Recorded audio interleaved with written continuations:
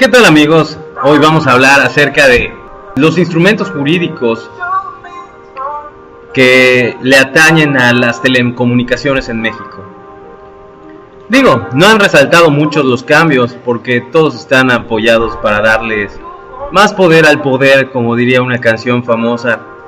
Pero no está de más hacer notar que si bien es el comienzo de algo que puede llegar a darnos pues mayor seguridad al momento de realizar las comunicaciones como las conocemos actualmente, ¿no? Desde el inicio de la telegrafía hasta los servicios de banda ancha en el siglo XX, las telecomunicaciones en México han sido partes de la historia. Ni la Revolución Mexicana ni los desastres han interrumpido significativamente los servicios de telecomunicaciones. Claro, ¿quién iba a dejar de ver sus videitos y cosas así porque haya un huracán o algo? Los orígenes de la telefonía en México muestran una diversidad de empresas prestando este servicio en distintas localidades del país, para posteriormente irse consolidando en una sola empresa que llegaría a ser la pública paraestatal. Pública, bueno, entre comillas, pero ahí les va, Teléfonos de México. El marco jurídico de las telecomunicaciones, desde la Ley de Telecomunicaciones Eléctricas de 1926 a la Ley Federal de Telecomunicaciones de 1995, ha reflejado los cambios del Estado mexicano, de un Estado interventor a un Estado promotor y regulador, o al menos eso es lo que dicen. Antes de la Ley de las Vías Generales de Comunicación de 1940, la primera concesión de telecomunicaciones, bueno, en este caso de comunicaciones a distancia, fue otorgado a Juan de la Granja en 1849. Entre las consideraciones o privilegios que se le dieron a Juanito está un servicio o privilegio exclusivo por 10 años para plantear en la República telégrafos eléctricos. Número 2, un primer servicio telegráfico que se llegó a dar hasta 1865. Pero bueno, desde esos son los privilegios que se le dio a este señor. En fin, posteriormente Maximiliano, un tipo que a lo mejor conocen, expidió la ley de reglamento sobre telégrafos, donde establecía que el gobierno es el único que puede construir líneas telegráficas en el imperio. Hágame usted el favor. Cuando lo considere conveniente, dará permiso a algún individuo o compañía para que lo haga. Afortunadamente llegó un tipo que lo cambió, lo rescató y lo hizo propiedad del gobierno. Nada más. Fue Benito Juárez. Benito Juárez permitió que las líneas de telecomunicación estén única y exclusivamente dadas para el gobierno. Finalmente, la interferencia y la saturación de las radiocomunicaciones generaron que el Congreso de la Unión otorgara facilidades extraordinarias al presidente Plutarco Elías Calles para que expidiera una ley en la materia. Así, el 24 de abril de 1926 se expidió la Ley de Comunicaciones Eléctricas, que preveía el concepto de telecomunicaciones eléctricas, dentro de las cuales está la telegrafía, la radiotelegrafía, la telefonía, la radiotelefonía y cualquier otro sistema de transmisión y recepción con hilos conductores o sin ello, de sonidos o signos e incluso imágenes. Asimismo, quedó expresamente conferida la jurisdicción a la Federación y facultada la Secretaría de Comunicaciones y Obras Públicas para determinar la clasificación de estaciones inalámbricas, sus servicios, ubicación y potencia, entre otros. Finalmente, en 1931, porque se les da por venir hoy los carros y camiones, ¿verdad? Y eso que filtra 7 camiones. Finalmente, en 1931 se publicó la Ley sobre las Vías Generales de Comunicación y Medios de Transporte, misma que fue expedida por el presidente Pascual Ortiz Rubio, con fundamento en la facultad que le confirió el Congreso de la Unión. Esta ley integra distintas modalidades de comunicaciones y transportes en un solo cuerpo normativo, que regirá para las comunicaciones terrestres por agua, las aéreas, las eléctricas y las postales. En fin, Los artículos transitorios señalaban que las disposiciones del Código Postal de 22 de abril de 1996 que no se opongan a la ley continuarán en vigor. Entre tanto, se expide un reglamento respectivo y que con algunas salvedades ahí establecidas se abrogaban a la ley de ferrocarriles de 24 de abril de 1926, la de caminos y de puentes de 22 de abril de 1926, la de comunicaciones eléctricas de 23 de abril de 1926, la ley sobre aeronáutica civil de 30 de junio de 1930 y el Código Postal de los Estados Unidos Mexicanos de 20 de abril de 1926. La exposición de motivos con las que se convertiría la Ley de Vías Generales de Comunicación en 1940 fue representada por el Ejecutivo Federal del Congreso de la Unión en septiembre de 1937, destacando que un gran error de las administraciones anteriores en materia de vías generales de comunicación derivada de la ideología imperante entre otros tiempos ha sido el de autorizar la construcción y explotación de las vías generales de comunicación sin una planeación racional y adecuada que tienda a beneficiar los grandes intereses nacionales. Las concesiones para el establecimiento, las vías generales de comunicación, se han otorgado siempre con vista a los intereses patrimoniales de los concesionarios. Los intereses de la nación no han tenido protección debida en esas concesiones. Por esa misma situación no se ha podido orientar la explotación de las vías generales de comunicación como los verdaderos servicios públicos, o sean actividades controladas y regaladas por el Estado para la satisfacción de las necesidades generales. Ya vimos cómo Teléfonos de México se hizo dinero.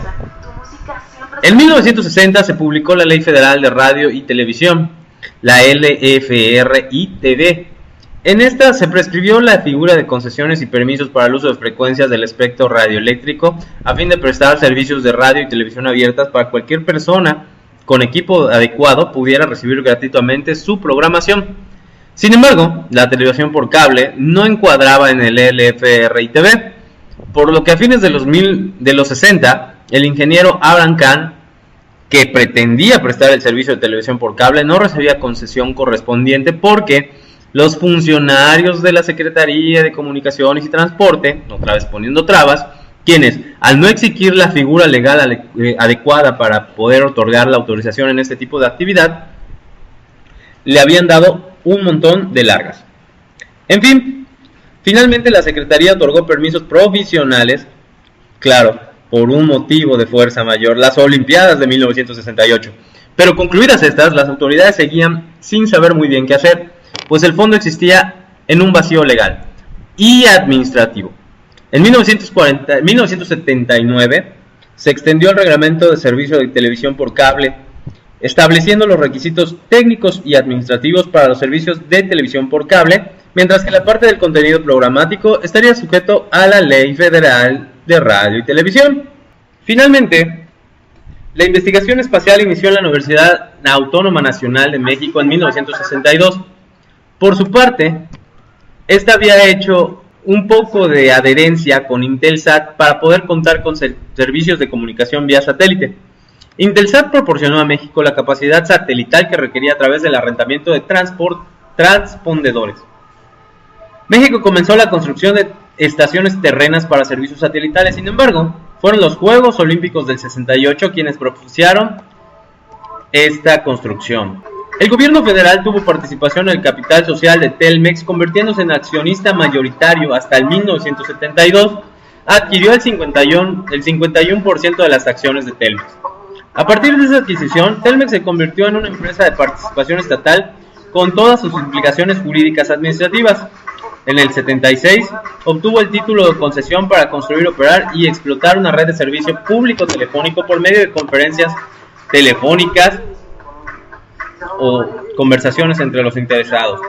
Este servicio público telefónico incluía el urbano. La concesión de 1976 contemplaba una significativa intervención de la Secretaría de Telecomunicaciones y Transportes. Telmex continuó creciendo y expandiendo sus servicios, y la última concesionaria de servicios telefónicos independiente de Telmex fue Telefónica de Ojinaga. Esta fue adquirida por Telmex en 1981. con lo que Telmex se convirtió en la única propietaria y concesionaria del servicio de telefonía de la República Mexicana. El Plan Nacional de Desarrollo de 1989 y 1994 señalaba que era indispensable la modernización y expansión de las telecomunicaciones. Gortari anunció la desincorporación de Telmex y en preparación de la privatización, el 10 de agosto de 1990, se modificó su título de concesión a la modificación de la concesión de Telmex. Las consideraciones para la modificación del título de Telmex fueron que debería de reducir la participación en Telmex el gobierno federal para que existiera una mayor participación de la inversión privada. El plazo de concesión se dictó a 50 años contados a partir del 10 de marzo del 76 para construir, operar y explotar una red pública telefónica que prestara los servicios de telefonía básica, así como la conducción de señales de voz, sonidos, datos, textos e imágenes a nivel local y de larga distancia nacional e internacional. Si bien la SCT se reservó el derecho de otorgar otras concesiones a terceros, se estableció que durante los primeros 6 años de entrada en vigor la modificación de la concesión de Telmex, solamente podrían otorgar concesiones para el caso de larga distancia, cuando Telmex no hubiera cumplido las condiciones de expansión y eficiencia establecidas por el propio título.